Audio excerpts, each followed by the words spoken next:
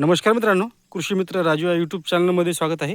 तर मित्रांनो, यावर्षी बरेच शेतकऱ्यांनी सोयाबीन हे बेडवर घेतलं असेल, त्यांच्यासाठी आपण आज खास करून व्हिडिओ बनवत आहोत. तर मित्रांनो, सोयाबीन बेडवर घेतल्यानंतर आपण रब्बीमध्ये या बेडला मोडायचं नाही.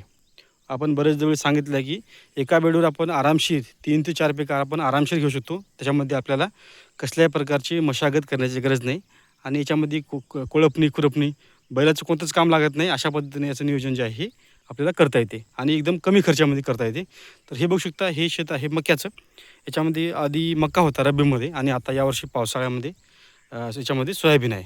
तर हे आपण टोकन पद्धतीने आरामशीर पद्धतीने करू शकतो आणि याच्यामध्ये आता हे सोयाबीन निघाल्यानंतर पुन्हा आपण याच्यावर हरभरा हे आरामशीर घेऊ शकतो. म्हणजे कसल्या पद्धतीचं मशागत न करता त्याच्यावर 3 तास आहेत सोयाबीनची, आपण हरभऱ्याचे 2 तास याच्यामध्ये आरामशीर घेऊ शकतो. म्हणजे असं जर आपण नियोजन केलं तर आपलं मशागतीचा जे खर्च आहे एक्स्ट्राचा ते आपला याच्यामध्ये वाचू शकते. म्हणून अशा पद्धतीने जर तुम्ही नियोजन केलं, समजून घ्या, तर 100% मशागतीचा खर्च वाचणार आहे. सोबत बियाणं जर घरचं असेल तसं भरपूर मोठ्या प्रमाणामध्ये आपली जी बचत आहे ती बचत आपली या ठिकाणी होऊ शकते. म्हणून तुम्हाला नियोजन करायचं असेल तर या पद्धतीने तुम्ही आरामशीर करू शकता. जे शेतकरी मका वगैरे घेत असतील पटपाण्यावर, त्यांनीसुद्धा असं करू शकता की हे जे बेड आहे, सोयाबीन घेतलं त्यानंतर नालच्या कडेला मका घ्यायचा आणि पटपाण्याने हे पाणी आपण देऊ शकता.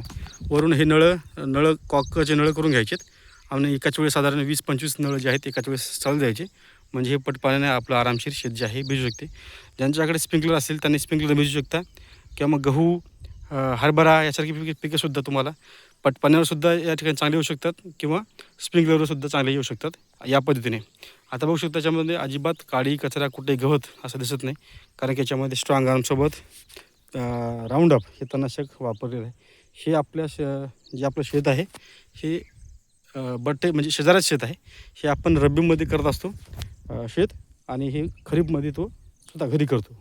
कारण की या व्यक्तीकडे पाणी नसल्यामुळे हे आपण रब्बीमध्ये आपण करतो आणि हे खरीपमध्ये हे शेतकरी करत असतो. तर अशा पद्धतीने नियोजन जर केलं, याला आपणच सांगितलं की या बेडला मोडू नको आणि याच बेडवर तू सोयाबीन घे, असं यानं आपलं ऐकून यानं केलेलं आहे.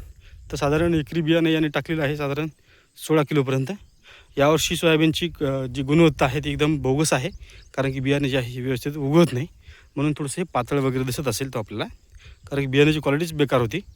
साधारण 16 किलो बियाणं टाकूनसुद्धा एकदम एक झाडंसुद्धा जास्त उगवलेलं आहेत, त्याच्यामुळे आपल्याला हे असं दिसत आहे. तरीसुद्धा हे झाड चांगलं बनेल, कारण की ही व्हेरायटी मालविका आहे, विगर कंपनीची मालविका. 4 फुटाचा बेड आहे, 3 लाईन या ठिकाणी घेतलेल्या आहेत. तर अशा पद्धतीने आपण जुन्या बेडवर सोयाबीन नंतर मका किंवा मग हरभरा, गहू अशी पिकं जी आहेत आपण शून्य मशागतीमध्ये करू शकता. याच्यामध्ये कसल्याही पद्धतीची मशागत आपल्याला करायची गरज नाही. आणि हे आपलं इकडे जे आपण सुद्धा जे मकाचं जे हे काळी कचरा होता ते आपण संपूर्ण काढलेलं आहे आणि इथून आपण इथून पुढे शून्य मशागत जी शेती आहे आपली ही कंटिन्यू आपण करणार आहोत.